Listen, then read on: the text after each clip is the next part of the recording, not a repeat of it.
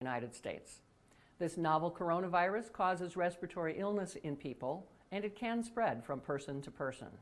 Symptoms of this infection include fever, cough, and shortness of breath. And while most people do recover, it has led to serious illnesses and even death in some cases. Minnesota's public health community is working hard to protect you. And we're asking for your help by following the same basic precautions we all use to prevent colds and flu. It's really pretty basic. Wash your hands often and well with soap and water. Cover your cough every time, and stay home when you're sick. Also, if you've recently traveled to a country like China where this novel coronavirus is spreading and you have symptoms, it's really important for you to call your doctor or your healthcare provider to let them know not only about your symptoms, but your travel history.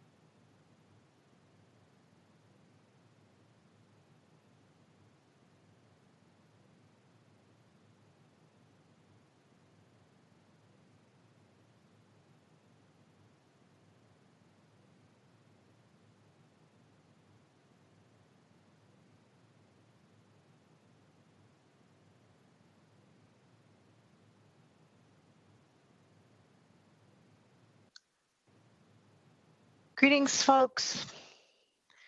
Jane, you inspired me to get it together and put a jacket on.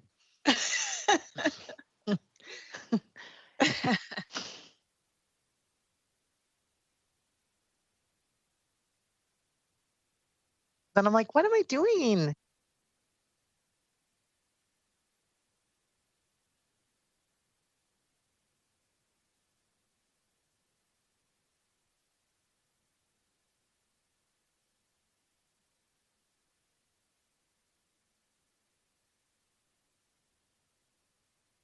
Will from water utility.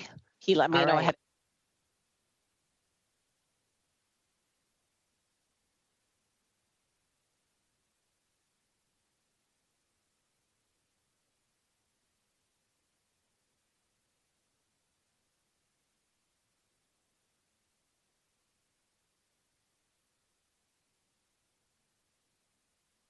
Would you mind when we call roll and stand for the pledge if you could be the person who leads us in the pledge of allegiance?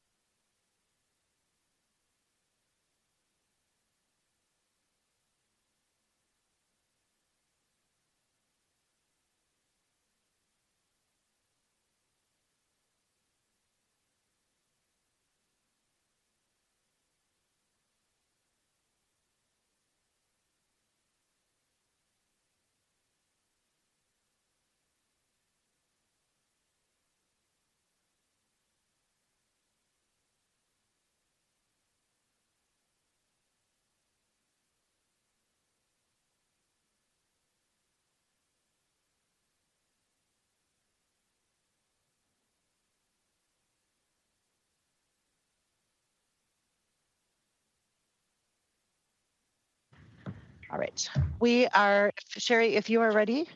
Oh, there we go. We have a full house. All right, Sherry, if you are ready. Just turn on the recording, so I should be ready to go. All right, so we are recording. And so with that, I will call the meeting of the St. Paul City Council to order. Roll call. Prince.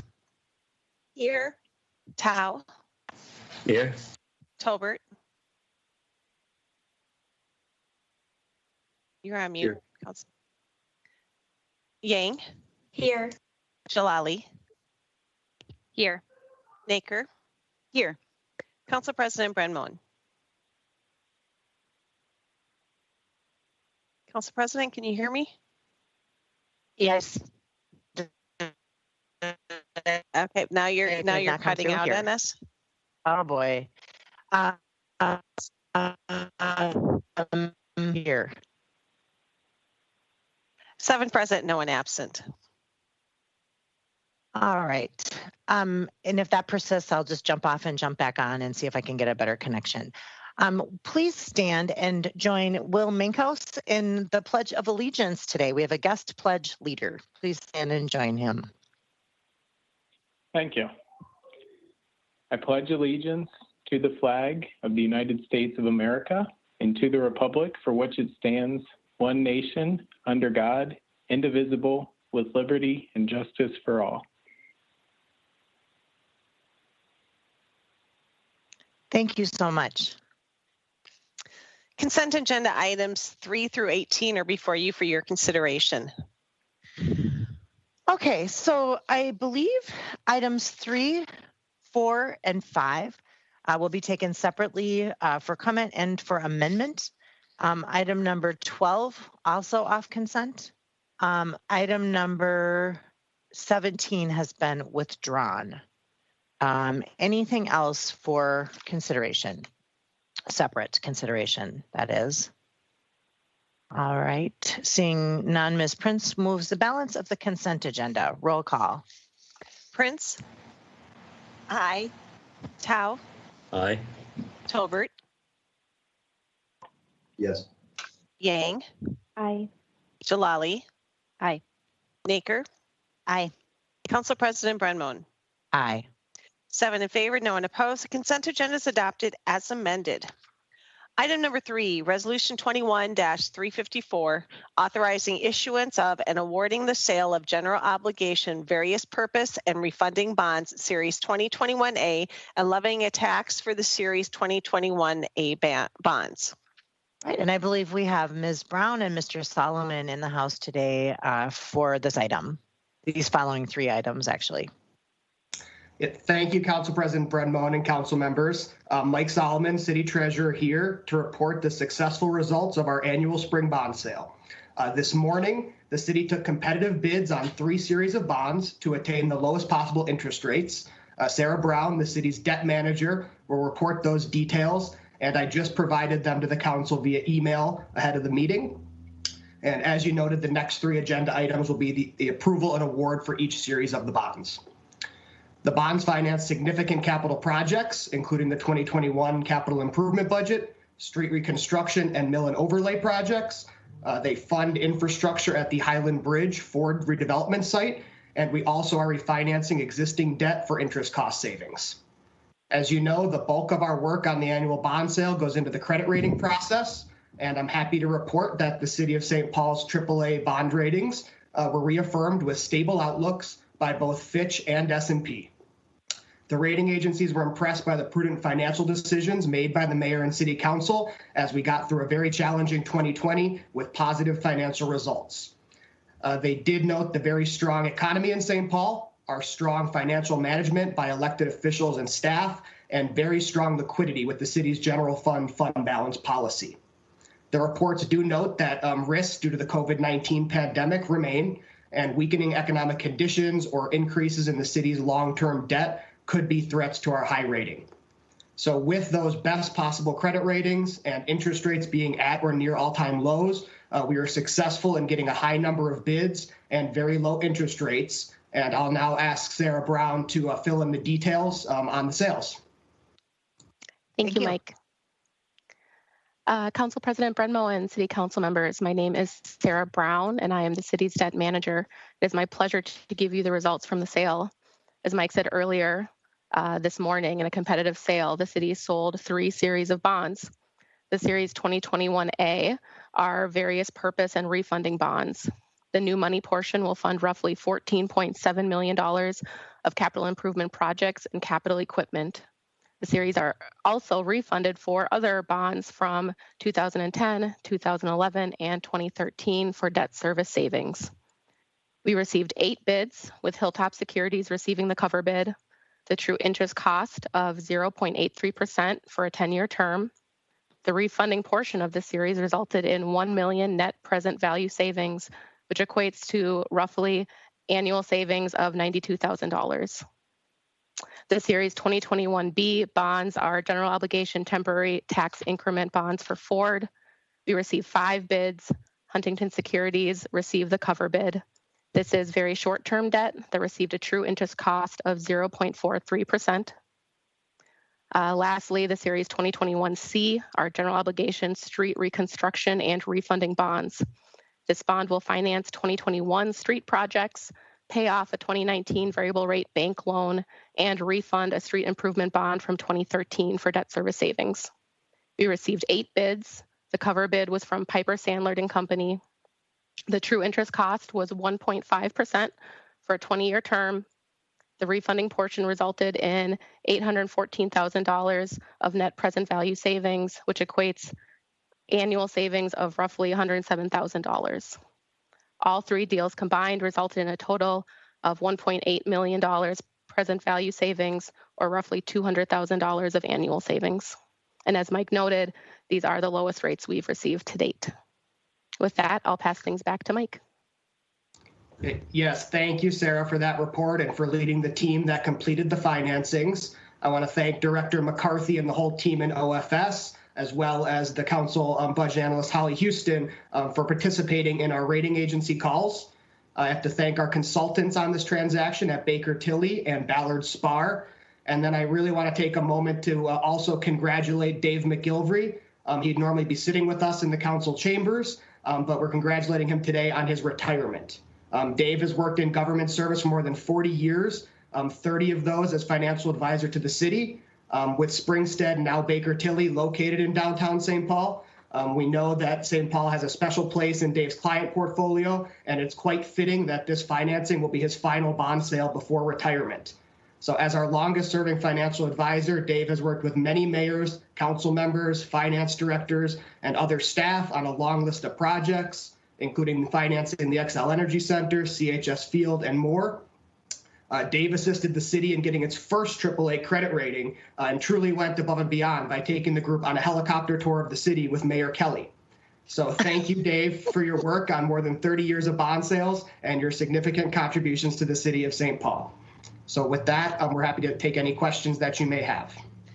Wow, what a great way to sail out on retirement. I had to just quick snap my earpiece back on. Did I hear under 1% for 10-year CIB? I mean, that's amazing. So dual congratulations on many 30 years plus of service to the city of St. Paul. And also congratulations to our finance team. This is fantastic. And the savings are fantastic. And I think that the underlying financial decisions, which were painful, I mean, so painful last year, and you pointed to elected leaders and the finance team, but also our community, who really was willing to suck in and understand that we had to cut as much expenditures as we could last year. So it really was a team effort in terms of how we ended up with our great bond rating. So thank you to your team, as well as the leadership from administration. And I really do want to hat tip our community members who joined in the participation in getting through a really tough year. But this is just profound, a wonderful report. And I really, I just couldn't be more impressed. So thank you so much for this. Other comments from my colleagues? I see some thumbs up, some cheers. The glitter cannon is somewhere flying up, but it's wonderful. So thank you so very much. We will take this as a report for all 3. So we'll take these next 3 items, 1, 2, 3 in order, and vote on them. But sincere gratitude. Thank you for your hard work, and congratulations on your retirement as well. Let's take item 3. Would you like me to read it again? No, just roll call. Prince? Aye. Tao? Aye. Tolbert? Yes. Yang? Aye. Jalali? Aye. Naker? Aye. Council President Brenmoen? Aye. 7 in favor, no one opposed. The resolution is adopted as amended. Item number 4, Resolution 21-355, authorizing the issuance of and awarding the sale of general obligation temporary tax increment bonds, Series 2021B, and pledging tax increments for the payment thereof. Any discussion on this item? Seeing none, roll call. Prince, Aye. Tao, Aye. Tobert, Yes. Yang, Aye. Jalali. Aye. Naker, Aye. Council President Brenmon. Aye. 7 in favor, no one opposed. The resolution is adopted as amended.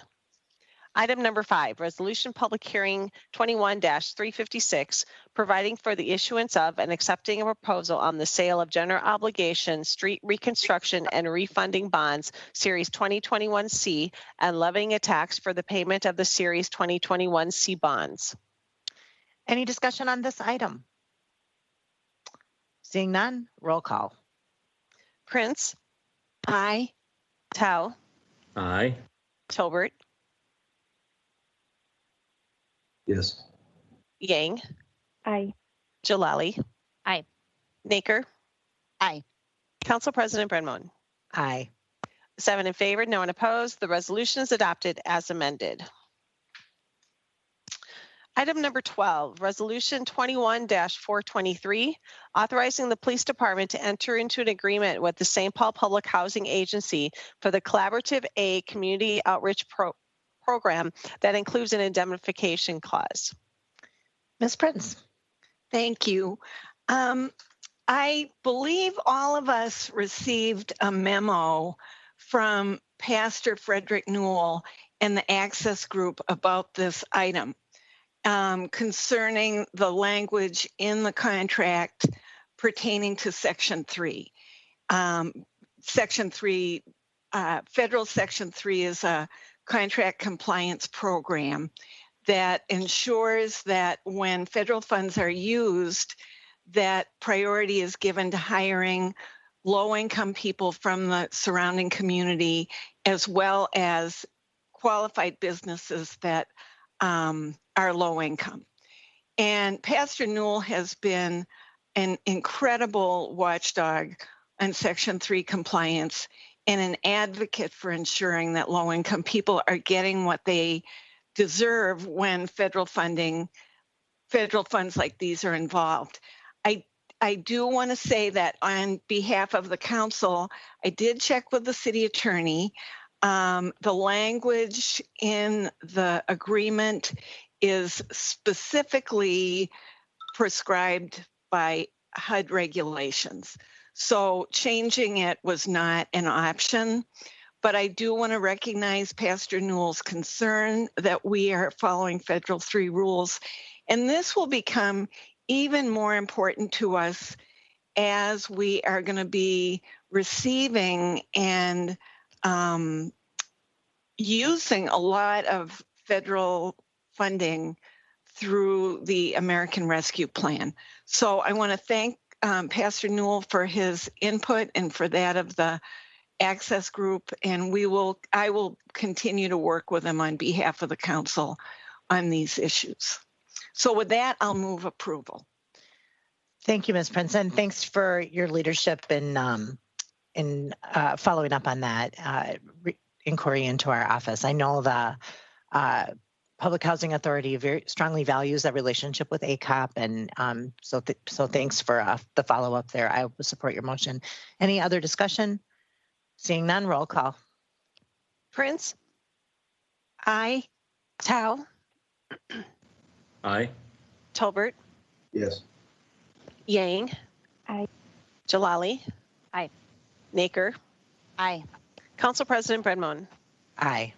7 in favor, no one opposed. The resolution is adopted. Item number 19, Resolution 21-448, approving the renewal of the liquor on sale Sunday and entertainment licenses held by LL Entertainment Services, Inc., doing business as a Lamplighter Lounge for the premises located at 160 Larpenteur Avenue West, and the addition of conditions to the licenses held by LL Entertainment Services, Inc., doing business as Lamplighter Lounge. This morning we had a hearing to record a community impact statement for the Lamplighter Lounge located at Rice and Larpenteur. There was powerful and courageous testimony from victims of gun violence, from community members, from our community leaders, from Mayor Abrams, from Maplewood, from County Commissioner Trista Mattis Castillo, School Board Member Chantel Allen, business owners, gun violence prevention organizers. I've never had a public hearing with quite such a lineup of, people who are invested in making our community safer, people who have experienced firsthand gun violence and shared their traumatic stories with us and requests for stronger action on this business.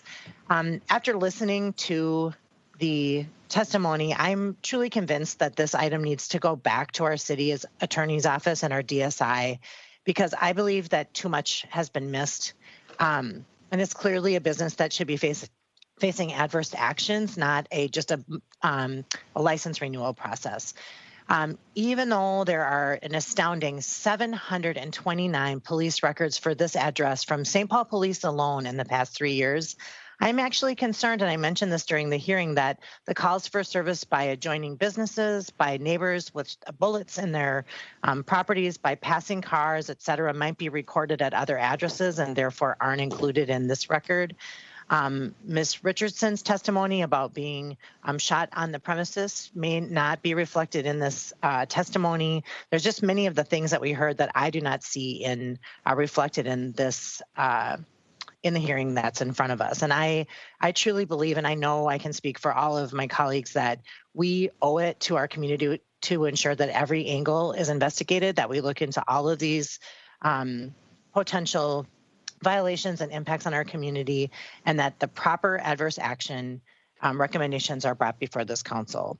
So I asked our council for assistance in advancing our concerns, just because I understand that there's lots of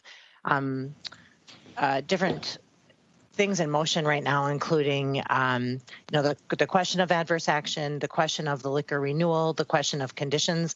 And I wanted to make sure that we move forward properly and appropriately so that we would have lasting results and impact in our decision making. So Ms. Tierney has worked feverishly today to put together what I think is a really, it's a tight proposal that moves us forward down the right path to where I think we want to head with this. So if Ms. Tierney could just walk us through what is in version 2 in Legistar, and I did have an opportunity to quick send that out to colleagues in advance of this meeting just to see what we'll be proposing. Certainly can open this up to ask questions and talk to DSI and make comments, but I did want to move version 2, which outlines a different path than we were originally intending to look at. So Ms. Tierney, can you share a walkthrough of version 2? I can. Thank you, Council President Bren-Moen. Council members, version 2 changes what the council's action would be. The original proposal was that you would renew the license and impose license condition based on a list of incidents that is in the resolution. And after the meeting this morning and my conversation with Council President Bren-Moen, I made the amendments so that this is a temporary renewal of their license, and I'll explain the reason for that in a minute, pending adverse action. And it refers this matter to the City Attorney's Office for further investigation and appropriate adverse action once that investigation has happened. I've added some details to this resolution, including the killing of Nia Black on June 13th and other testimony that happened at the public hearing this morning, some of which may not have been considered by DSI when they made their recommendation. And so like I said, originally the council was asked to approve license conditions. The basis for those license conditions will be part of the basis for the potential future adverse action. And so you are not imposing those conditions at this time, because if we use that basis to impose conditions, then it can't become a basis for future adverse action, because license conditions is an adverse action, so we can't use the same details twice. The other detail for you to understand is that this license is set to expire on April 1st. When a license expires, the state of Minnesota also revokes the buyer's card that allows the business to purchase alcohol. And if that happened, that would force the business to close, forcing the business to close before they have the opportunity to employ the full adverse action process. As you know, they're entitled to contest the allegations, have a hearing before an administrative law judge, and then it would come back before the council. If we were to require the business to close before they've had that full opportunity to be heard, then that would violate state law. So that's why you're renewing the license pending the outcome of the adverse action.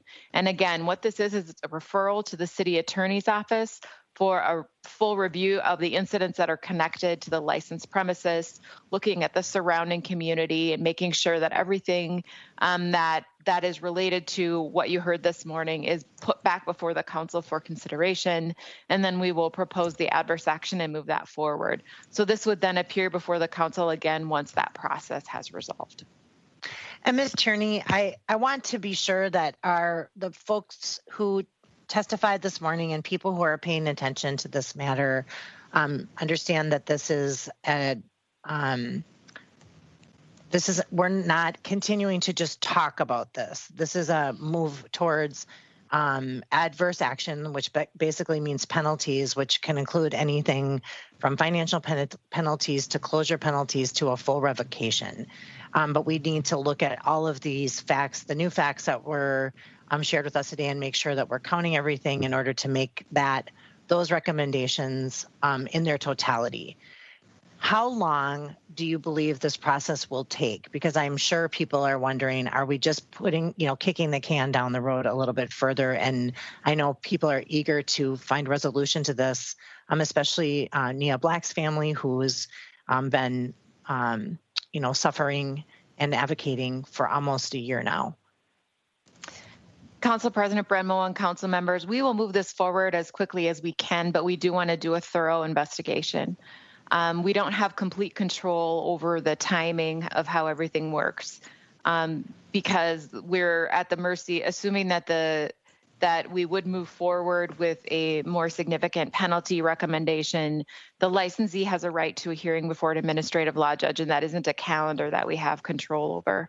I would hope that, we would have something done by early summer.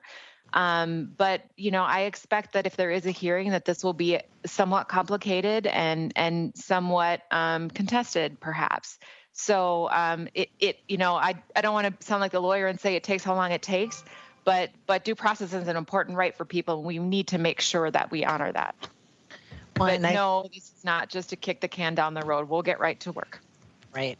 No, and I appreciate that. And I wanted to make sure that information was on the record, because I know when you're waiting, when you're looking for justice, when you're looking for resolution, that every week seems like an eternity. So I appreciate that clarification.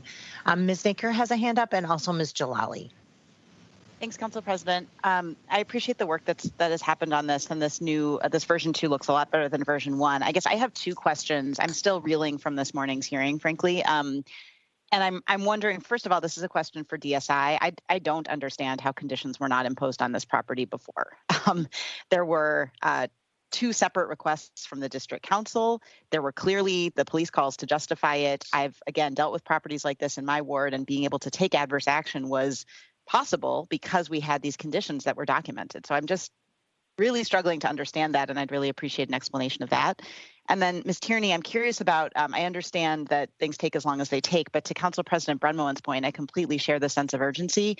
And I know we heard that this morning too. And I'm wondering if it would make sense, or if it's possible for us to renew for a specific period of time, even if we then have to renew that again, but at least to have a point in time when we have to come back and hear what's going on and decide to renew if we're not all the way there yet. I mean, I just look at the record, and someone has been shot, assaulted, or killed every single one of the last 3 years. So I don't want to get too far into this next year with the record that we have to date. So curious about those 2 things. Council President Brenmo, and I don't know if you want me to go first since I was the last one to talk, but Councilmember Naker, I wouldn't recommend that, just because we simply cannot, if we aren't finished with the adverse action process, you can't revoke the license at that point. So you need to let the process finish in order to take further action against this license. I can tell you that we will do everything we can to move this forward as quickly as we can do so, and still do our jobs the way they should be done. Thank you. And is that, thank you, Ricardo. Yep. Councilman Aker, in regards to your question about moving forward with conditions at an earlier time, you'll see that on the record there were 4 different incidents that occurred that began the process for DSI to bring conditions forward, and that was in February of 2019. There were meetings with the license holder, and there were a series of conditions that were suggested and were agreed to by the license holder at that time. Given the later discovering the process requires a city council approval of those conditions, that step was not put in place. And so those conditions are not lawfully in place for us to act. So understanding that, the process needs to be followed completely and that we need to move forward with city council approval on conditions, which is now in place. We're not able to act on those. So since then, there's been additional, incidents, some of which were shared this morning, some of which obviously are not part of record, and we need to do further investigation to include those moving forward. Can I just clarify, Council President? Because I think I heard that there were conditions that were agreed to with the property owner, but not ratified by council. So what does that mean? I mean, that doesn't seem like conditions were imposed if they were just agreed to on the side between DSI and the property owner. I don't know what that means. Correct. You have that exactly right. Is that the practice of putting conditions on licenses in the city, in some cases, have been an agreement between the license holder and DSI. That is not the legal process which we need to follow. And therefore, we have amended that now and are moving all those forward to city council. So they are not been ratified.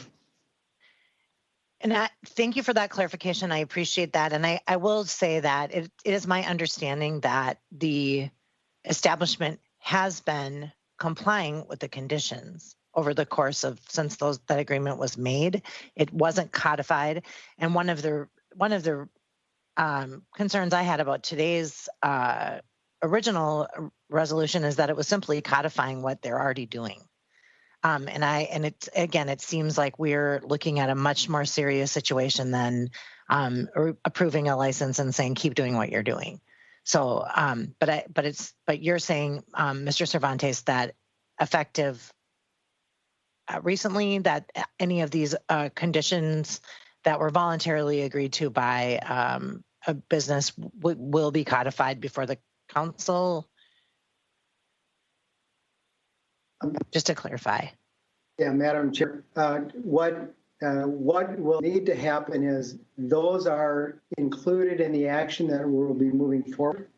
Any conditions to be ratified will be part of the recommendation in any adverse license action. And they're deemed as being adverse license action as well. But to your point, the license holder had agreed back in February 2019, had put those best practices in place. Clearly, there's been additional incidents that may demonstrate that they had not been following the best practices completely. Right. And the challenge there is like if there's an agreement, there's no enforcement tool if it's not part of the established license conditions. So, I mean, that's why we are in the place we are today. Does that answer your question, Ms. Naker? All right, Ms. Jalali and then Ms. Prince. Thank you. I guess I would like to also echo, I appreciate the conversation and the thoughtfulness that we are trying to proceed carefully to get the best outcome here. I was unable to be at the hearing this morning because of my work on the 911 Alternatives Commission is meeting at the same time. But the thing that really struck me was reading the comments afterward and getting reports from folks and just being very, I was very taken aback at the level of community hurt that is a part of what is happening at this business. I think that's really important, and I would just like to share how much that impacted me, even as someone who wasn't able to experience the hearing firsthand. I think that's very notable, and I am very struck by that. So with that in mind, I guess my question would be, understanding the legal routes that we have, is for the city attorney, are you saying basically that we can't do the route that's deny license renewal, but then seek further adverse actions based on the severity of what we heard, because it would actually block us from doing that if we went that route today? And that's why we're trying to keep the door open to future adverse actions by taking the route that's being proposed. I guess I don't understand why we can't just block their license and then also look for more penalties if we have evidence of them failing to meet conditions. Or is it more, sorry, I think I'm muddling this, but I'm just trying to keep up because there's a lot of different pieces to it. Council President Brandmo and Councilmember Jalali, in order to take any action against a licensee, we have a process, but actually both in state law and in our ordinance, that is required before any action can be taken. If we haven't followed those steps, we can't take that action. Okay. And at this point, we haven't followed those steps. Does that answer your question? Yep. Well, that's helpful to know, and I'll let others ask their questions. I guess I'm very, very concerned by what I heard. I have additional questions that I am sure others share about public safety at the site in the meantime. I will just offer, before I wrap, I remember spending all of 2019 working with community and DSI and the business owner to work on the Hamlin and University Avenue BP gas station. And I am really reminded of everything the neighbors went through, how much tragedy happened at the site, all the spillover effects, the months and months and months and months and months. And I guess, so having that experience in mind and knowing that, you know, I can go by the Hamlin BP now and it actually is a quiet corner, but it was really scary. Someone was shot there. Someone did die. That is terrible. And so I wanted to just play that back to community partners watching this, that these processes can sometimes go slower, but also knowing that we're trying to follow the law and make sure that we can have a lasting outcome is important to me. And in the meantime, I feel your pain. So that's all I wanted to share. Thank you. Thank you, Ms. Jalali. Ms. Prince. I am really confused. And so what you're saying is that there were conditions that the business agreed to follow and that they have been following them? Is that what I heard? I mean, whether or not they were ratified by the council, we're saying that all the conditions that had been negotiated between, I assume, a license inspector and this business were being followed. Did I hear that right? Council President Brimo and Council Member Prince, that is not what I said. So let me just clarify that in 2019, there was a meeting with the license holder to review proposed conditions. That proposal was signed off by the license holder. Those were not ratified, and so we talked about that. We believe that they implemented some of those conditions. Clearly, given some of the activity that's occurred in the parking lot, I would not stand here today and say that they had abided by those suggested conditions and best practices complete. So those are the portions that need to be investigated. Okay, and so when there is when any of these subsequent incidents happened that I assume were captured by the conditions, we didn't look at taking adverse action in any of those subsequent incidents, because I just think about how often we are dealing with license matrix penalties. And am I understanding that there have been no matrix penalties against this business with just the history that's in this resolution that doesn't include Nia Black's murder? So we have had no adverse actions against this business ever? Council President Bren Moen, Council Member Prince, I won't speak to the previous actions that have taken place. There have been previous actions focusing on the last year and a half or the last 2 years. There haven't been any monetary penalties. Since the shooting and the murder of Neil Black, this department, along with the city attorney's office, has been reviewing the actions that we might be able to take moving forward. At this point, the recommendation on the conditions was perhaps the least amount we can do in regards to, one, ratifying those conditions and then moving forward with other actions. There are restrictions to police records on open cases. So understanding that, we need to work with our city attorney, we need to work with our police department, and we need to build a strong case.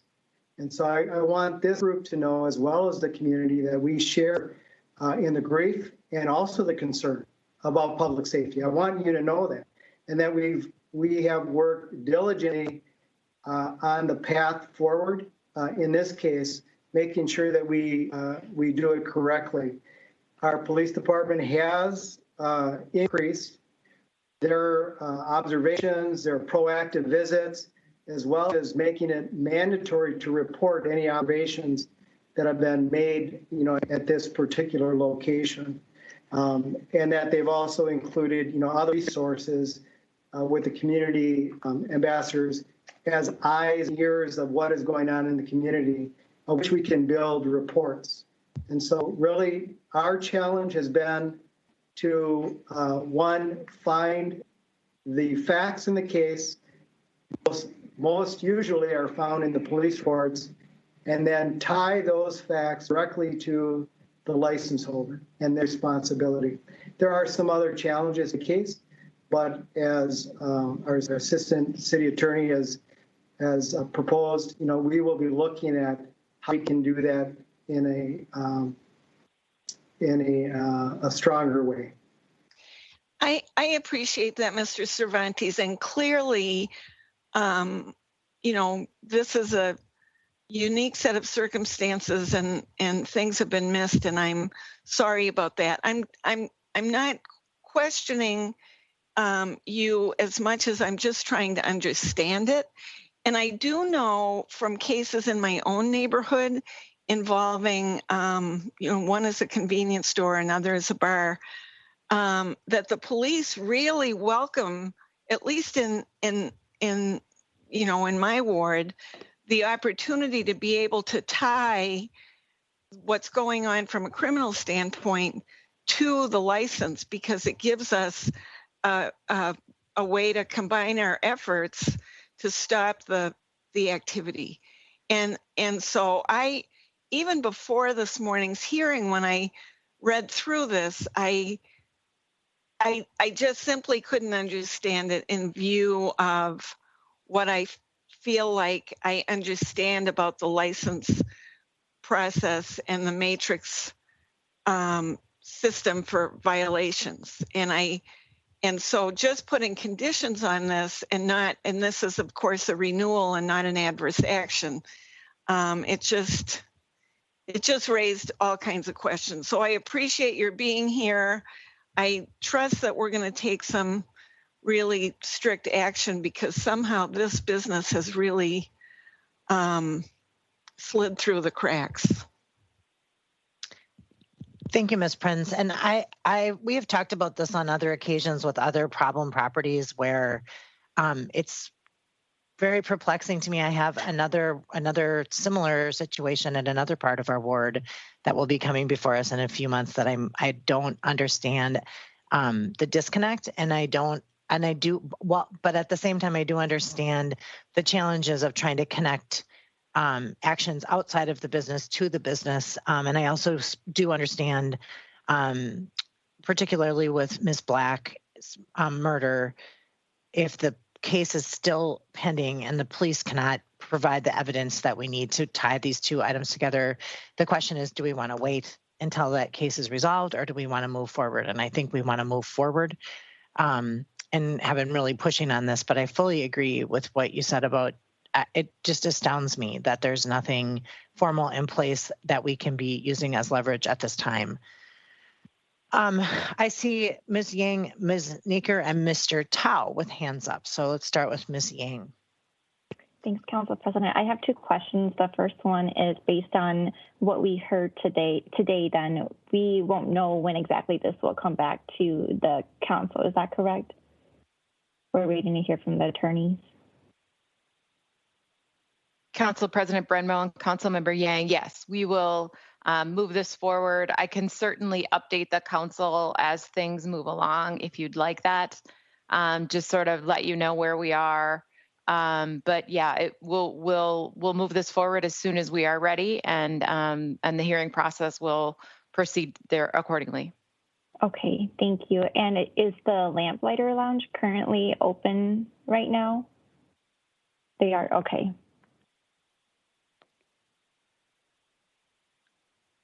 Thank you, Ms. Yang. Ms. Naker. Thanks, Council President. Ms. Tierney, this is, I think, more of a procedural question, but you had mentioned that, so right now in front of us is whether or not to approve the license renewal. And that's something that the council has to approve. You had mentioned that if we do not approve the license, then essentially we are closing the business without the property owner having had a chance to be heard. I guess I'm wondering if that means that we need to change something about our structure of how we're doing considering these items, because it seems to me that if an item is in front of us, we should have the opportunity to vote it up or down. And if a public hearing is required, then maybe this should be a resolution public hearing. I guess I'm just trying to figure out how it would work if we wanted to ever not approve a license, or if that's even possible given what you're saying. Council President Brenmo and Councilmember Naker, it's a little upside down. The reality is the code builds into it the opportunity for the council to call for the kind of public hearing that we had this morning. But then the ordinances also make clear that hearing doesn't replace the adverse action process. The code calls for DSI to provide notification to the council at least 60 days before a license renewal so that you can determine whether you're going to have one of those hearings. I think that might be one of those procedures that over the years has fallen off a little bit. Even so, I'm not sure 60 days is enough time to turn it around and have a case before the license expires. But this is just one of those situations where the various laws as they interact don't line up perfectly with the calendar. So that's why what you're doing today is a temporary renewal until we can process the adverse action. So would it be possible just to request as a follow-up? It would be helpful to know what recommendations you might have, Ms. Tierney, maybe when you come back to us with recommendations on this property, just for how we can change this process. Because when we have a hearing like we did this morning, and it seems like we have this opportunity to vote up or down, but what we're actually being told is you can't vote it down today. It feels like there is something a little bit backward, and it would be great to be able to have 60 days or whatever it is notice so we could do all of that hearing, and then when the time comes, we can actually vote the way we want to vote on the matter. I will do that. And I would just add that the community impact statement and public hearing that we held this morning is something that a muscle that this council has not been flexing. And because what was coming before us was just the approval of a renewal of a license with no matrix penalties behind it, that was our effort to bring this matter forward and lift it up and get attention to it so that we could actually activate this process. But is that the right process? No, it is not the right process. It's the process that we had to use, just kind of given the clunky nature here. But I think I appreciate the opportunity here to clarify this, especially for the family who's watching this and wants to make sure that we're moving forward. And it feels like we're moving forward, but in kind of a weird, crooked line. But the path I think, is right. Mr. Tao. Thank you, Council President. I want to speak in that it's long overdue to hold the business responsible and accountable to the activity and around its business. We have a high standard for all business in St. Paul. And so it's important that everyone, all business play by those rules so that we can have a vitality in all of our neighborhood. And the powerful testimony this morning were very powerful. And I think that it's good for members of the community in the city of St. Paul to hear about what's happening in that corner. And so I think we're at a point, I want to speak to the work that needs to be done going forward. I think that because this is a really important matter, I think it's important for us to allow the staff and us to work with DSI to ensure that we can hold this business accountable. And I don't want to minimize the issue before us and what the experience that we've heard this morning. But that's why it's critical for us to take a step back and to also make sure that as we go forward, we can create or get to the outcome that we really want on this matter. So I just want to, that's my thoughts on this. Thank you, Mr. Tao. And also thank you this morning for the reset and making sure that we all had more full information walking into our public hearing about what was in front of us. I think that really helped set a better stage for the conversation that we have then and then again today. I'm just looking to see if there's other comments before we move on version 2.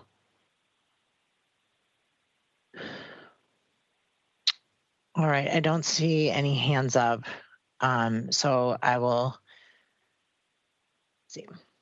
Okay. Oh, but actually I do. Mr. Tolbert. Yeah, thank you. I just want to reiterate what I said this morning about, first of all, appreciate the public testimony. I think it was very powerful for everybody to hear the true impacts of the public safety risk that we have in this neighborhood. And I appreciate Council President Brenmoen's thoughtful but firm approach to this and the advice. I think we all wish there was more tools right now that we could use. But I think this is an important first step forward. So I'm going to support the plan here.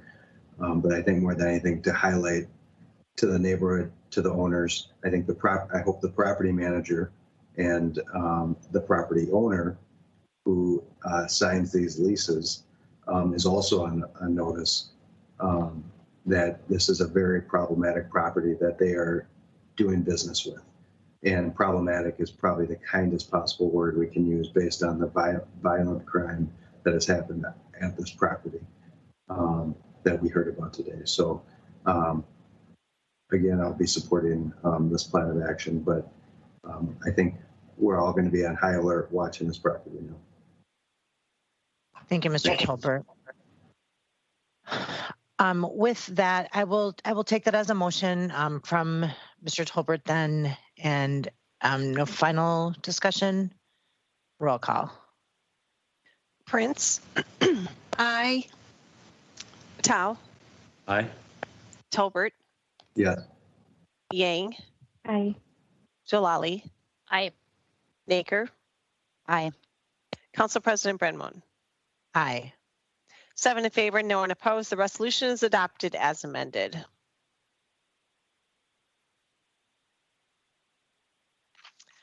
Item number 20, Resolution Public Hearing 21-14, ratifying the assessment for a water main and connection at 1628 Point Douglas Road South. All right, and this is a public hearing that's been an online public hearing. We've taken testimony online and over the phone. I'm looking to Ms. Prince. Do you need a staff report on this, or would you move to close the public hearing? I will move to close the public hearing. I looked into this to find out what was going on, and I was satisfied that the assessment was correct. So I will move to close the public hearing and move approval. All right, any discussion on that motion? Seeing none, roll call. Prince. Aye. Tao. Aye. Tolbert, Yes. Yang, Aye. Jalali, Aye. Baker, Aye. Council President Brenmon. Aye. 7 in favor, no one opposed. The public hearing is closed and the resolution is adopted. Item number 21 is a presentation from the St. Paul Regional Water Services. Right. Well, we have Steve Schneider here to present some presenters from the St. Paul Regional Water Services. And so why don't we start off with a presentation? Steve? Thanks. Thanks, Council President Brenmo and council members. I just appreciate the opportunity to come in before you tonight to talk to you and give you an update on what is the most important and largest improvement project that St. Paul Regional Water Services has ever undertaken. Tonight, I bring with me our new general manager who will take over the role effective next Monday, Patrick Shea, and Will Menkhaus, who is our project manager on this project. And I'll be available for questions afterwards, but right now I'll turn it over to Mr. Shea and Mr. Menkhaus. Thank you. All right, thank you, Steve. Thank you for the introduction. I'll introduce myself again. I'm Patrick Shea. I'm the pending general manager for St. Paul Regional Water. I come from Fridley, Minnesota, where I was born and raised. Spent a quarter of a century in St. Cloud, Minnesota, and responsible for water quality related items, protecting the Mississippi River. And I often clouded that part of my role was to make sure that the drinking water sources for Minneapolis and St. Paul and a large portion of the Mississippi River Basin was well protected. So it's a pleasure to have the confidence of the Board of Water Commissioners and my colleagues and hopefully the City Council as time moves on to serve in this role. And I'm stepping into a very, very well-run organization, and that starts with supportive and innovative and very professional City Council, Board of Water Commissioners, and staff. And I'm really looking forward to it. So I'm not sure if I can share my screen. You should be able to share your screen. Okay, here we go. Are you seeing the presentation? Yep, okay. We do. Okay, so as Steve mentioned, we're in the process, really in early step one or phase one of the McCarran's Water Treatment Plant project in Maplewood, Minnesota. It is, as Steve alluded, not only one of the most significant projects that's been completed by the utility in its history, but also one of the largest water treatment facility projects in the state of Minnesota. So as you know, on the next slide, I'll kind of go with the background of the water treatment facility itself. Really a very historic structure situated by a lot of great minds and innovative thoughts and risk takers back in the early 1800s or the mid 1800s to the early 19-teens that constructed this facility in a parcel just north of St. Paul. So some of the structures actually installed in the 19-teens are still in operation and still serving the customers. The backbone of this facility, really the larger portions, were constructed in 1925. Significant additions, adding softening, were done in the 30s and the 50s. But a lot of the 1925's areas are still going to be in service after the end of this project.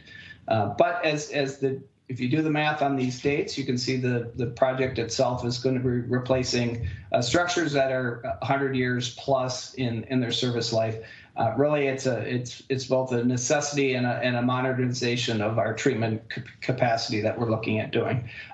We always like to reiterate that we're looking at replacing a facility that is providing excellent quality water right now. We're in compliance with the safe drinking water standards. We exceed requirements, and we pride ourselves on doing a very good job at that. But as you know, it's much more cost effective to do things on a well planned out schedule. So a lot of this is based upon the direction of the Board of Water Commissioners in 2012 to really start looking at capital planning, facilities master planning, and moving forward. So I will turn the presentation over to Will Menkhaus, who's really been spearheading the design build phases of this project and serving as our project manager on this. So Will, if you want to introduce yourself and take the reins. Sure, thanks, Pat. Will Menkhaus, project manager. I work in the engineering division at St. Paul Regional Water. And so just kind of picking up where Pat left off, as he mentioned, the plant does produce excellent water quality right now. So we want to make sure that we're clear on why we think now is a great time to invest. And really, just these bullet points here are kind of a high-level overview of some of the many reasons.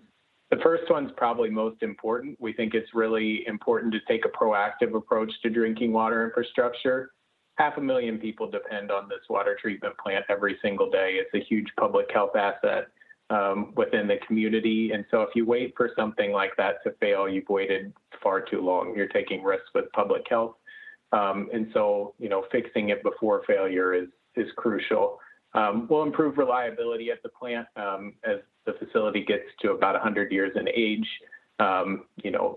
Each day you feel a little less confident in the reliability. So we've not had historical problems there, but we want to get out in front of them.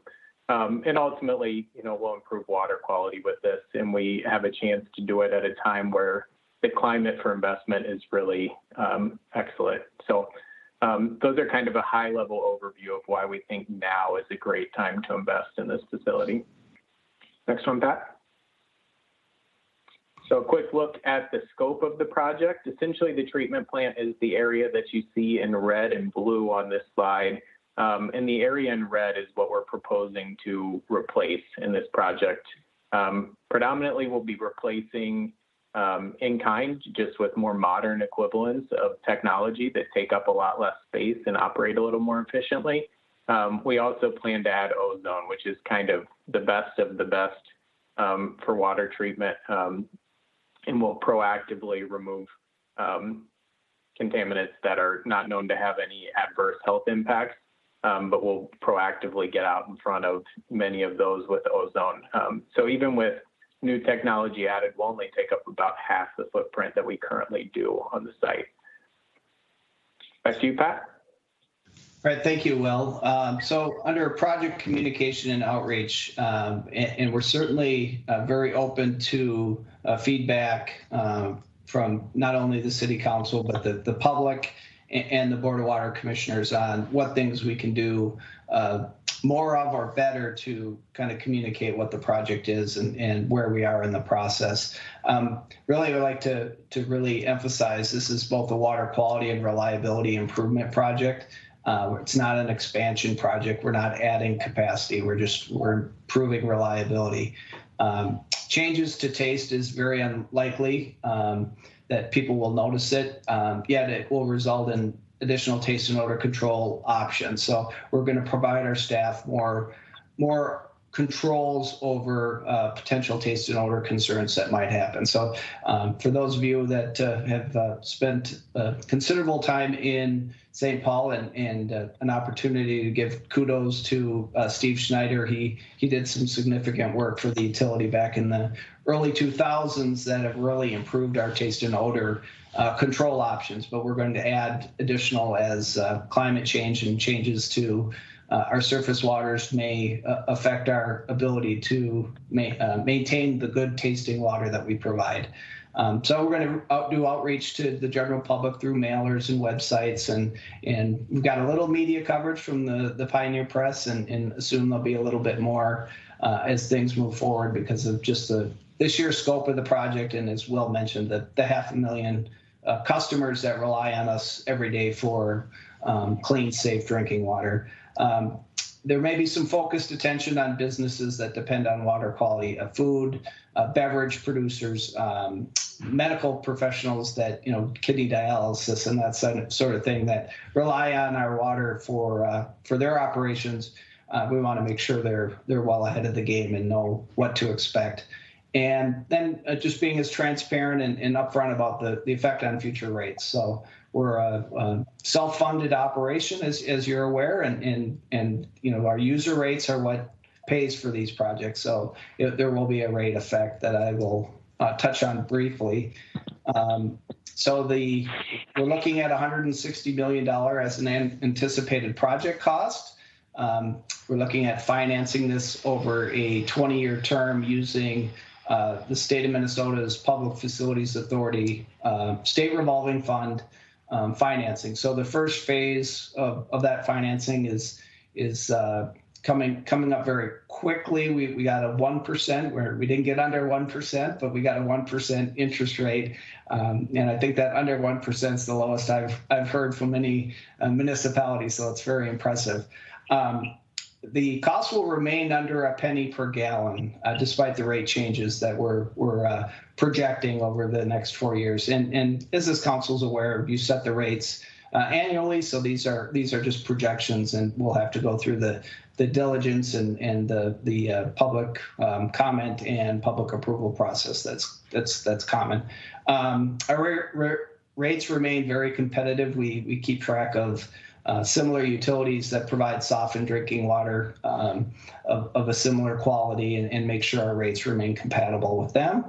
And then again, it's a proactive approach, as I touched on earlier, and Will has touched on, just making sure that we're weighing both the cost and the benefits, and making sure what we're doing is meeting those requirements. I'd like to say that bottled water is certainly a convenient option, but we're 135 times less expensive based upon really the rate schedule that's projected here. It's about a $6 rate increase over the life of the project. One common question, this is our 11th council that we've provided these details to, and of course say the most important or the best for last. But the most common question is what are the rates kind of in 2025, 2026 going to look like? That's a far out projection, but really this rate structure that you see here is to finance our current operations, but also the project itself. So there won't be unless there's something unforeseen that comes before us, this project will be funded through these rate increases and then remain pretty constant as it affects the rates. So I'll turn it back to Will. Sure, last slide before we take questions. I just wanted to touch on a few reasons why we're really confident in the product that we'll get at the end of the day here. We are just at the very beginning. We're at like less than the 10% design phase, but we recently had equipment delivered to start a year-long pilot testing process that's basically building a small-scale version of the treatment plant. We'll work with the Department of Health and the University of Minnesota and some other partners on that. And for 12 months, test everything that we're proposing just to ensure that the end product is satisfactory before we build it at scale. Also, we're attacking this project through design build, which means one firm will both design and construct the facility. Huge advantage to that is that Jacobs Engineering, the firm that we've selected, can make water quality guarantees to us at the end of the project because they control the design and the construction. And so if ultimately the facility doesn't perform as expected at the end of the project, it's Jacobs' risk in time and in finances to fix that. So it takes a lot of risk away from us and thereby from our customers. And finally, the design builder we selected had a really innovative approach to construction phasing, where we'll be able to leave the existing facility up and running for the full duration of the project. And day one, when we go to start up the new plant, if it's not operating correctly or we're not satisfied, we can flip right back to the facility that has been working for us for 100 years while we work out those bugs. So we don't have to start any demolition of important existing facility components until we're 100% satisfied. So 3 reasons to feel really confident in the product that we'll get at the end of this project. So with that, we'll open it up for questions from anyone. Gotta get my camera and microphone back on. Thank you very much for the presentation. And you said we're the 11th council that you've presented this to? That's correct. It shows how wide our service territory is when you put it that way. I see a question from Mr. Tao. Thank you, Council President, and thank you for this presentation. I was just curious if you could speak a little bit more about the subcontractor and the folks that would be employed on this job site, the percentage of women and minority-owned businesses. Sure, absolutely. I can speak to that initially, Council Member. So we went through a really robust request for proposals process. Ultimately, with the scale of this project, we had 4 teams submit qualifications. We knew that the proposal would involve an investment of upwards of $500,000 from each team that put one together. So we shortlisted the 3, and from those 3 selected Jacobs Engineering. Jacobs is, you know, a large publicly traded company. They do a lot of business, and so certainly not a small business, but they have a strong commitment to diversity and, you know, meet all the city standards for that. Additionally, you know, as Pat mentioned, we'll fund this project through the Drinking Water Revolving Fund. So there are trickle-down federal requirements pertaining to efforts made to engage small businesses and disadvantaged business enterprises that will certainly support and are obligated to meet. And Jacobs has really done a great job of focusing on putting effort into basically chopping up the work into appropriately sized work packages for when they do subcontract things out to ensure that small businesses can compete and will play a role on this project. So to your question, the folks that we have on board, you know, it is a large corporation, but we have really excellent plans. You know, they've got great plans in place currently and excellent plans in place for the future for engaging smaller businesses as well. Does that answer your question? Yeah, and do you have a number of goals that the contractor was trying to meet? So the city does have goals generally, but in the case of federal funding being involved in the project, the city generally defers to the federal standards. And at the federal level, they remove specific percentage goals. I don't know the legality behind that. And so instead, the standards that are required by, you know, the funding are basically certain steps that you have to take to ensure that that everyone has a fair opportunity to win the work. And so there's not a certain percentage target, but it is certainly something that's important to us and important to the funding agency. And if I could add, Councilmember Tao, we are working in consult with the procurement department with the City of St. Paul, and so we will certainly be they will be involved in that process to ensure that we're meeting all of those goals and those targets. The other thing in this project too, the Board of Water Commissioners has required a project labor agreement with the contractor and the local labor unions as well, just to make sure that we're also utilizing as much local talent as we can in constructing this project. Thank you. Thank you for clarifying. Ms. Prince. Thank you. And I just want to note, pursuant to something we talked about earlier in the meeting, Pastor Newell's concern and that of the Access Group about when we have federal funds, there is a Section 3 requirement. And I love to see Steve nodding his head because that is a really important way that we're able to hire from the local community, both businesses and low-income people who really need those jobs. So thanks for that. And then I also want to comment how much it means.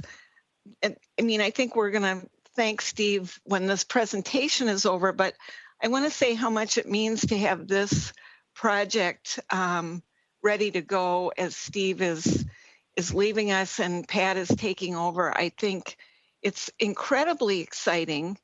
And I want to congratulate my colleagues on the water board because I really feel like water does everything right. So I just wanted to comment on that at this point. Thank you, Ms. Prince. Ms. Yang. Thanks, Council President. I don't have any questions, but first I'd like to say thank you to Steve, Pat, and Will for your very detailed and thorough presentation. I'd also like to take a moment to say thank you, Steve, for your 30 years of service to St. Paul Regional Water Services. We just to let you all know, we had a really heartfelt moment at our last water board where the board presented a resolution commending Steve for his 30 years of service, and he will also be retiring effective next Wednesday, the 31st. So it looks like today will be the very last presentation we get from you, Steve, in your role as a general manager. And on behalf of the council, we thank you so much for your leadership and for the legacy you've built, and wishing you the best in your future endeavors. Thank you. Thank you so much. I can just say that it's been truly an honor, privilege to spend 99% of my career working at the utility.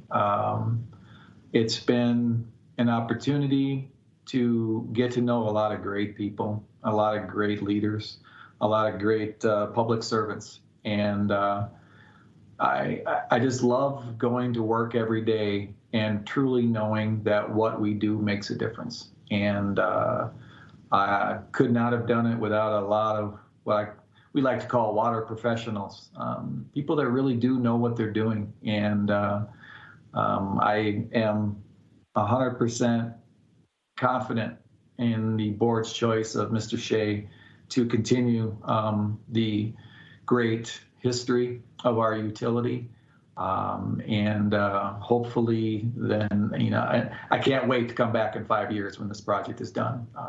My goal is to get it going, get it financed, get it approved, and I feel that we're in a really good place. And Will Menkhaus, who is pretty new to the utility, but really grabbed the reins for this project and is going to make a great project manager. And we have a great contractor as well. So thank you for all your support over the years. And I look forward to retirement, but there's a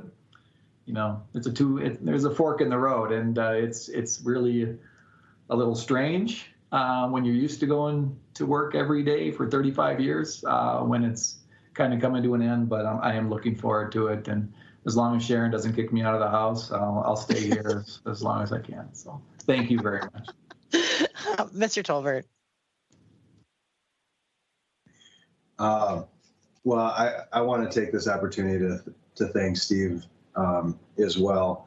I did this at the water board, and not that we don't have a huge audience at the water board. That's a little bigger one here sometimes. So I want to do it here. As I said at the water board, this is the end of an era. As head of regional water services, I know since the day I joined the regional water board 9 years ago, you have been there, and you had been there for quite a while before that as well.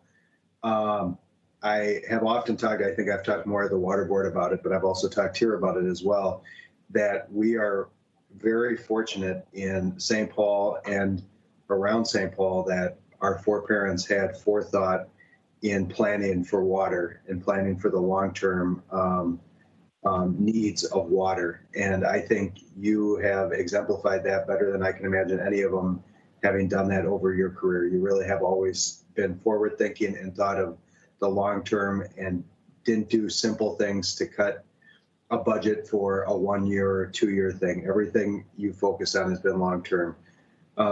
I have traveled with you to I think 2 national water conferences, which are unique experiences for someone like me who are, is not in the water business beyond being on the board.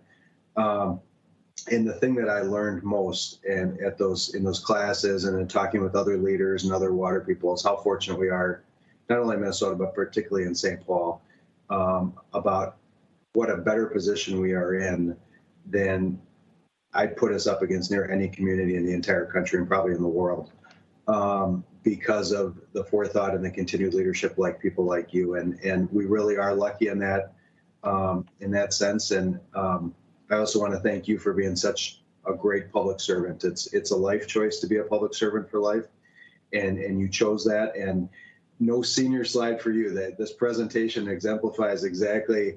You're going out with big projects, working on big projects and big things all the way to the finish, and I'm grateful for that.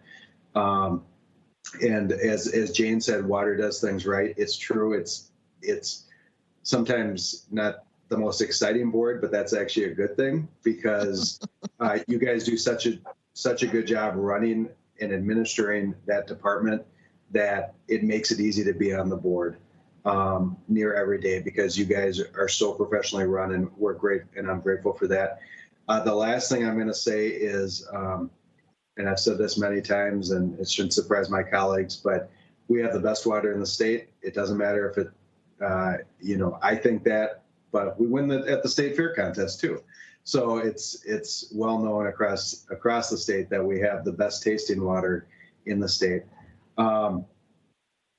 Lastly, I just want to say, as Council President Brenmo pointed out, you've been to 11 councils now. It does show the reach. St. Paul Regional Water is truly regional. And a lot of other communities, smaller communities, suburban communities of St. Paul have greatly benefited and in some ways been bailed out because St. Paul Regional Water and your leadership has been able to give them water or take over their systems when they needed it. And I think we all know that there are many other communities that will also someday probably turn to us and need our water assistance, and we're going to be able to do that. So on behalf of the residents I represent in St. Paul, I think on behalf of St. Paul, on future residents who, clean water is the future. It's one of the probably most important things going into the future of this world, as well as future communities who aren't yet on St. Paul Regional Water, who someday will benefit from you. Thank you for your professional service. You truly are a public servant in the finest, and I'm grateful to call you a colleague and a friend. So thank you. Thank you. Thanks, Steve. And I will not repeat the comments that I made at the water board. It was fun having Steve Schneider, Love Fest and Day. And I'm excited for what retirement holds for you, and I hope we stay in touch. And I would also just extend a very warm welcome to Patrick Shea, who will be taking the helm. And as expected, you've had a great opportunity to be trained in, to learn the ropes, and to now start charting your own path forward. And I really look forward to working with you. You are a very qualified, talented leader, and I welcome you aboard as well. So thank you very much, Steve, for your service, and really warm welcome to you, Mr. Shea, as we move into the new chapter. Thank you very much. Fantastic. Well, with that, we will move on to our next item on our agenda. Thank you.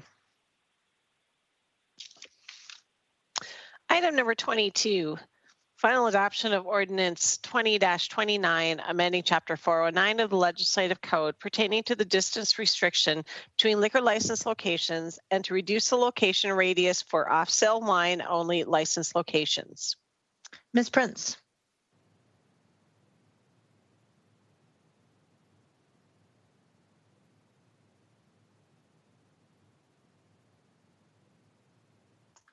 This was the wine license.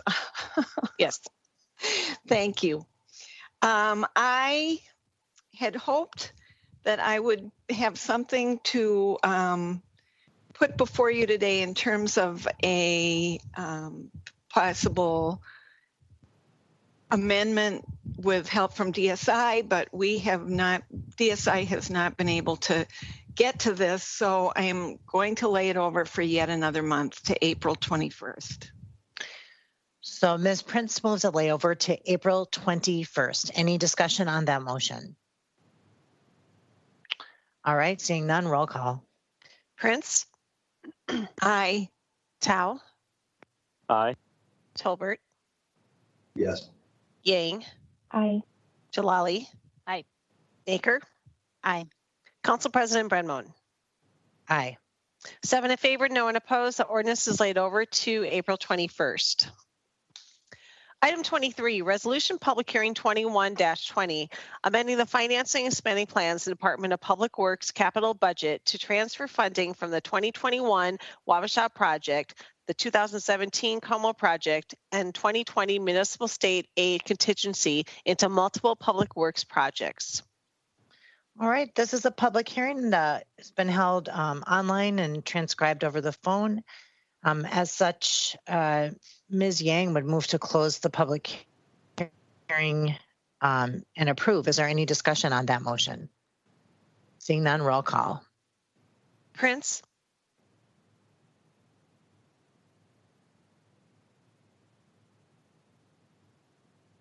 Aye. Tao, Aye. Tolbert, Yes.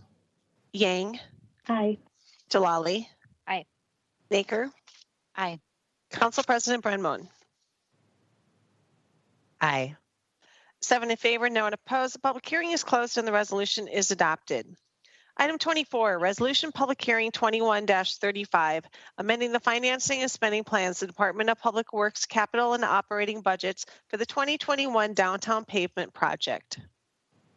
All right, this is a public hearing. It's been held online and over the phone, transcribed. There, let's see, Ms. Naker would move to close the public hearing and approve. Is there any discussion on that motion? Seeing none, roll call. Prince, Aye. Tao. Aye. Tolbert.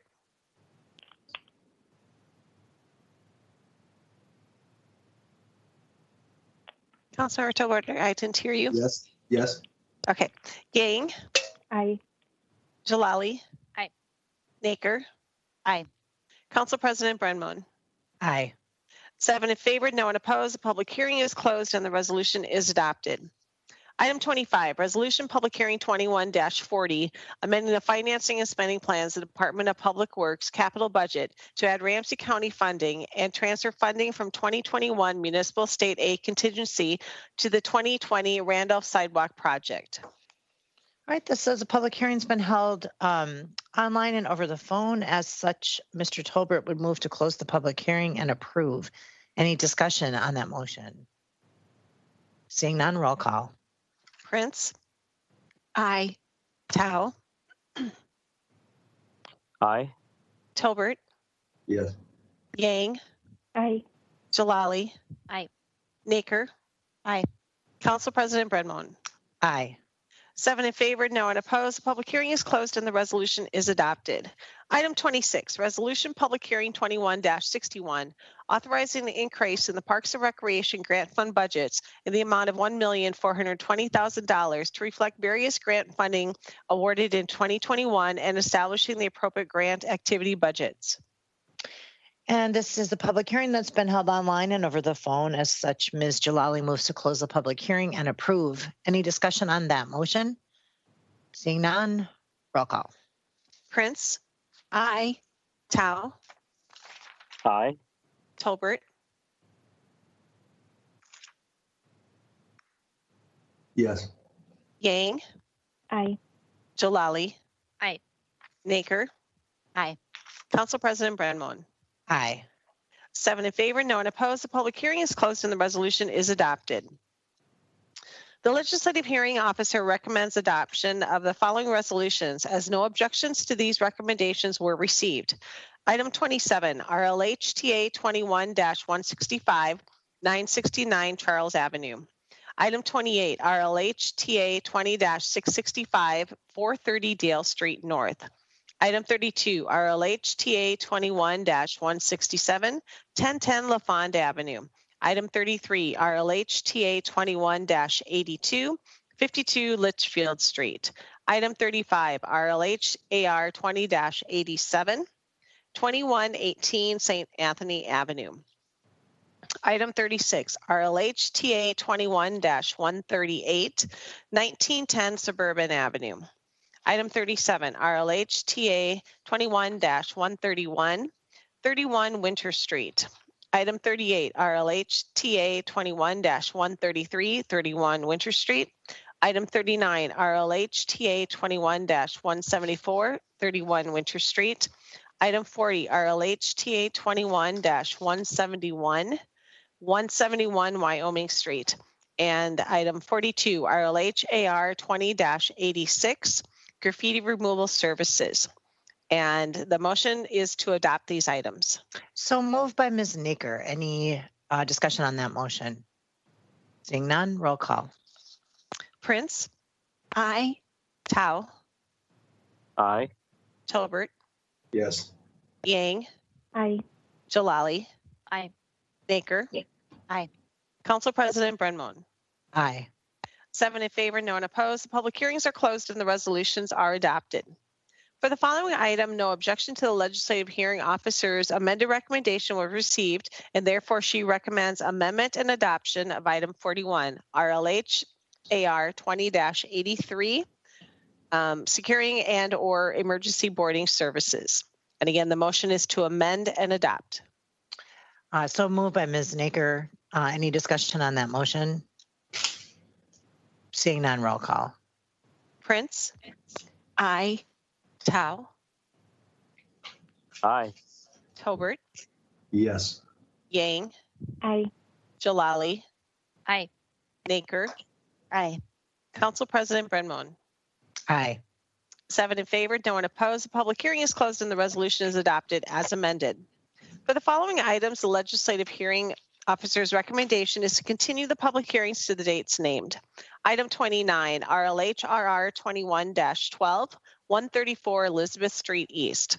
Item 30, RLH TA 21-102, 1314. Oh, I'm sorry, the item 29 was to April 14th. Item 30, RLH TA 21-102, 1314 4th Street East, September 8th.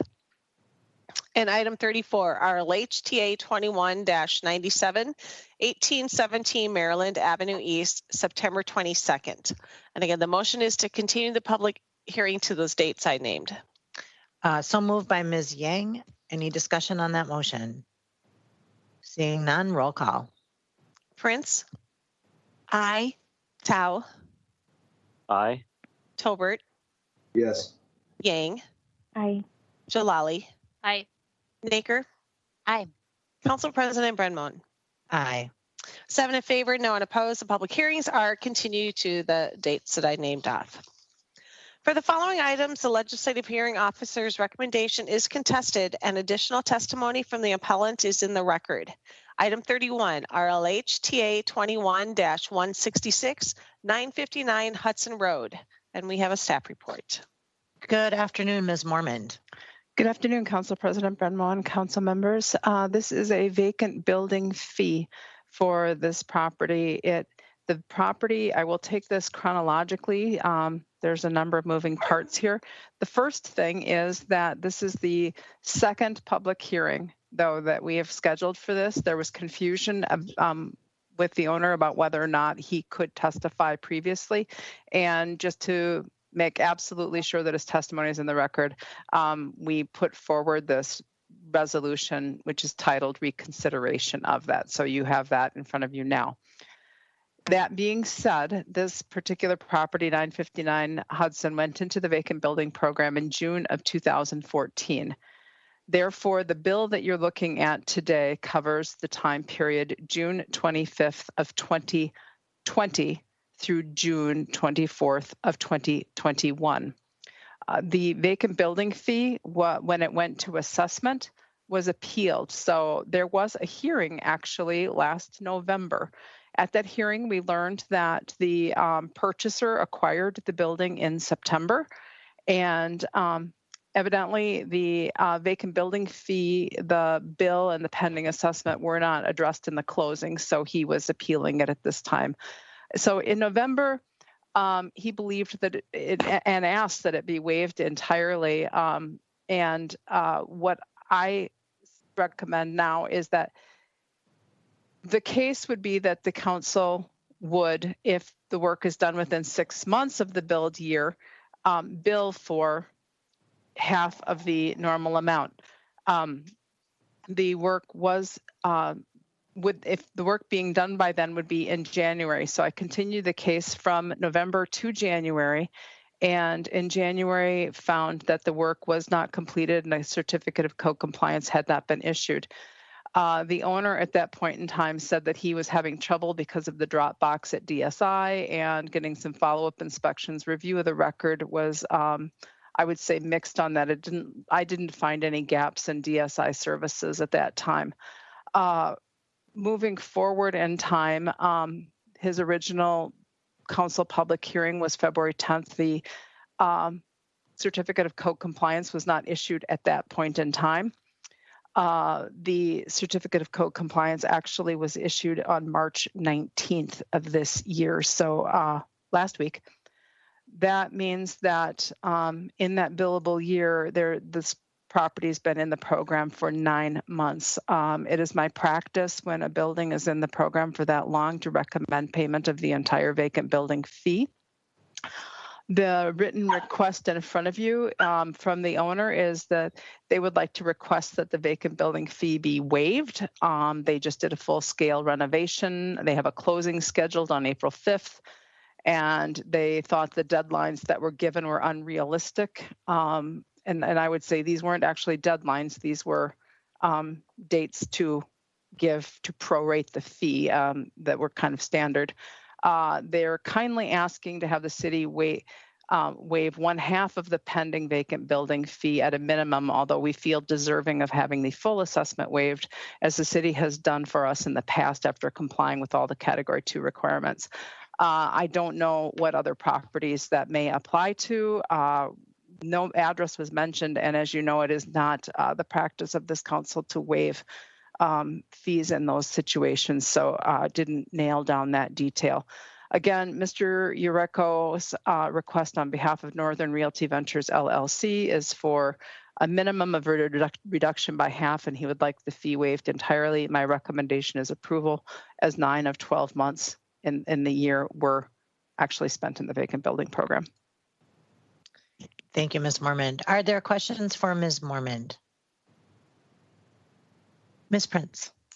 Yeah, Ms. Mormond, did you say that the building has been in the vacant building program since 2014, but this owner has owned it since what date?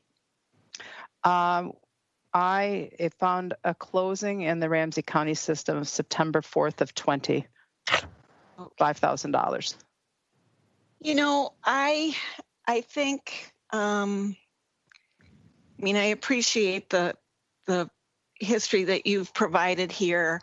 I would be willing, if my council colleagues would consider it, to reduce the fee by 3 months, which would be, would that be $1,750? That would be approximately correct. I think $1,750 is a well-rounded number. Yeah. For that period. I mean, I appreciate that the work is completed, that they have owned the property just since September, and it's going back on the market. So I'm inclined to approve it at $1,750. All right. So Ms. Prince moves to modify the recommendation of the legislative hearing officer to reflect a charge of $1,750. Any discussion on that motion? All right, seeing none, roll call. Prince? Aye.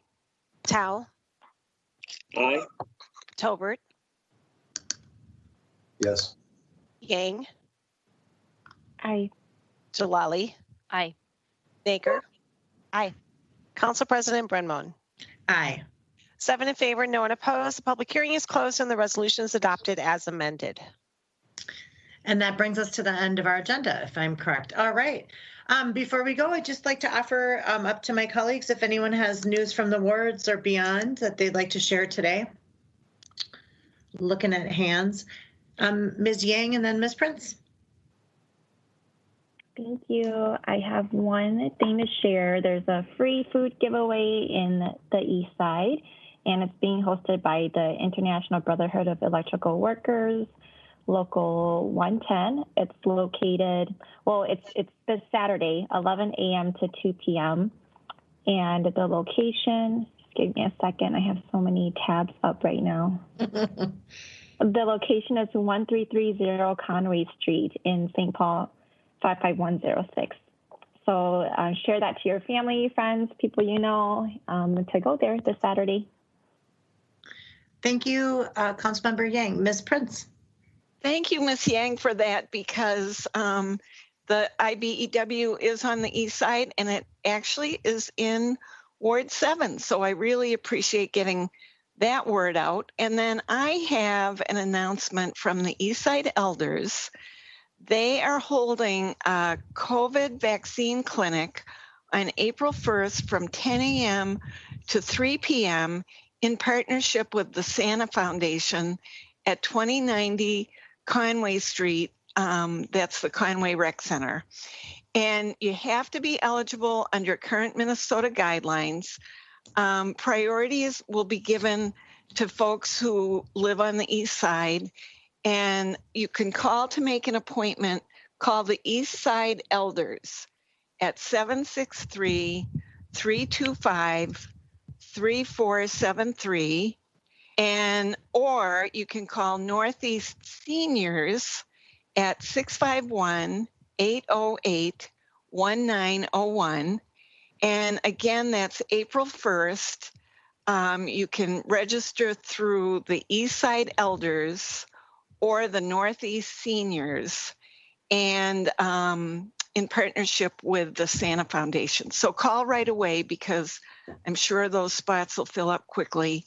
And transportation is also available for folks 65 and above, but the transportation opportunities are limited. So again, call those numbers, Northeast Seniors, East Side Elders, and get on the schedule. Thanks, Ms. Prince. Mr. Tao.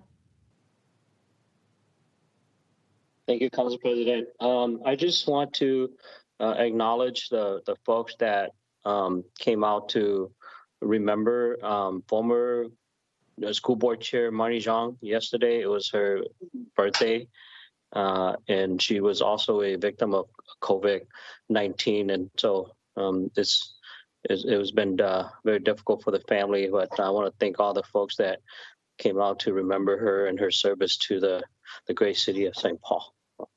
Thank you. Thank you, Mr. Tao.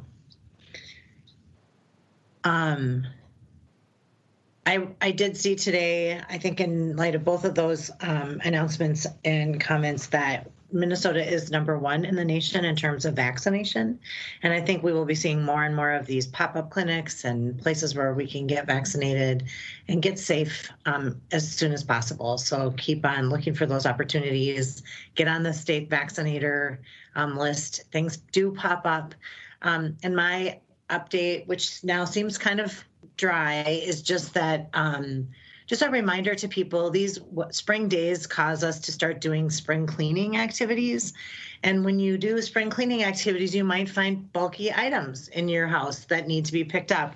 And I just want to remind people that part of city coordinated garbage service includes bulky item pickups. You may qualify for 2 or 3, depending on the size of your garbage can. And you might not believe this, but a couch is a bulky item. An oven is a bulky item. An ottoman is a bulky item. A huge ceiling fan that doesn't work anymore is a bulky item. Giant chunks of styrofoam are a bulky item. If you have bulky items, by all means, call your hauler and get them to come pick it up for you. This spring season, you do not have to wait for the cleanups to drop it off yourself and drive precariously down the road with a big old mattress on the top of your car. So remember, bulky item pickup comes to you at your house, and all you need to do is call the hauler that's assigned to your area and make that appointment. So, because I know that's what I'm doing this weekend, clearing out the bulkies. Any other comments before we head out? I'm just going to say, the day that you retire from the council, Council President, I am going to give you a bulky item plaque because you have been relentless on that over the years. So The bulky item plaque award. an old mattress. I'm sure I have one somewhere in my basement, so don't worry. Oh my God, I can't wait to get that. Thank you. All right, if there's nothing else to come before us today, thanks everyone for your work. We are adjourned.